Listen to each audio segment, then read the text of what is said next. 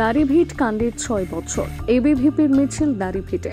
এই মিছিল দাড়িভিট high school থেকে শুরু হয়, রাজেশ তাপসের সমাধিস্থলের উদ্দেশ্যে যায়। এই দিনের এই মিছিলে এবিভিপির কার্যকর্তারা এবং শহীদ রাজেশ তাপসের মা বাবা উপস্থিত ছিলেন। পাশাপাশি প্রতি বছরের মতন বিজেপির প্রতিনিধি দল শুক্রবার শহীদ রাজেশ তাপসের পরিবারের সঙ্গে দেখা করেন। উপস্থিত ছিলেন রায়গঞ্জ লোকসভা কেন্দ্রের বিজেপির সাংসদ কার্তিক চন্দ্র পাল। সাংসদ পরিবারের সঙ্গে দেখা করে শহীদদের সমাধিস্থলে গিয়ে পুষ্প নিবেদন করেন। ভাষা আন্দোলনের যারা বাংলা ভাষা দাবি করেছিল তাদেরকে গুলি করে হত্যা করা হয়েছে। এটা আমাদের খুবই বেদনাদায়ক এবং আজকে ৬ বছর হতে চলল। আমরা চাইব দোষীদের শাস্তি। এনআইএ তদন্ত শুরু হয়েছে, কিন্তু রাজ্য সরকার যেহেতু আমাদের সহযোগিতা করে না, তদন্তর গতি প্রক্রিয়া চলছে। তবু আমাদের চেষ্টা থাকবে যত তাড়াতাড়ি সম্ভব দ্রুত তদন্ত প্রক্রিয়া শেষ করে দোষীদের শাস্তি যেন হয়। কি মনে হচ্ছে ৬ বছরেও হলো না, আর কবে হবে? না, ৬ বছরে হলো না, সেটা সম্পূর্ণ রাজ্য সরকারের পুরোপুরি আমাদের সাথে, বিশেষ করে যারা তদন্ত আধিকারিক আছে তাদের সাথে কোনো সহযোগিতা করেনি। তারপর লাস্ট আপনার প্রায় ১ বছরের বেশি হলো এনআইএ তদন্ত শুরু হয়েছে। তদন্তের মধ্যেই অনেকবার এসছে, তারা ইনকোয়ারিতে মানুষের সাথে কথা বলছে। তবুও আমাদের চেষ্টা থাকবে যত তাড়াতাড়ি সম্ভব যেন শহীদ পরিবার বিচার পায়। হ্যাঁ, আমরা এখনো আশাবাদী কোর্টের উপর।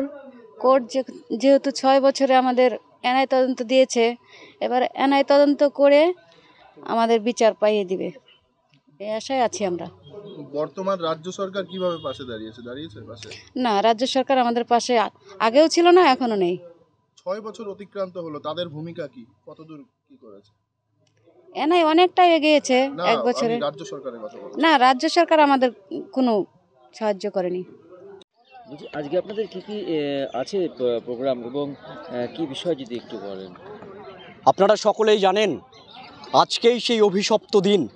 ঠিক আজকের দিনে আজ থেকে ৫ বছর আগে ২০১৮ সালে এই দাড়িভিট স্কুল একটা সম্পূর্ণ ১০০% বাংলা মাধ্যম স্কুল, সেখানে জোর করে উর্দু চাপিয়ে দেওয়ার যে চেষ্টা, সেই চেষ্টার বিরুদ্ধে অখিল ভারতীয় বিদ্যার্থী পরিষদের ২ কার্যকর্তা রাজেশ এবং তাপস তারা লড়াই করে এবং পুলিশ অনৈতিকভাবে তাদের সেই লড়াইয়ে, তাদের সেই আন্দোলনে গুলি চালায় এবং পুলিশের গুলিতে আমাদের ২ ভাই রাজেশ এবং তাপস তারা শহীদ হয়।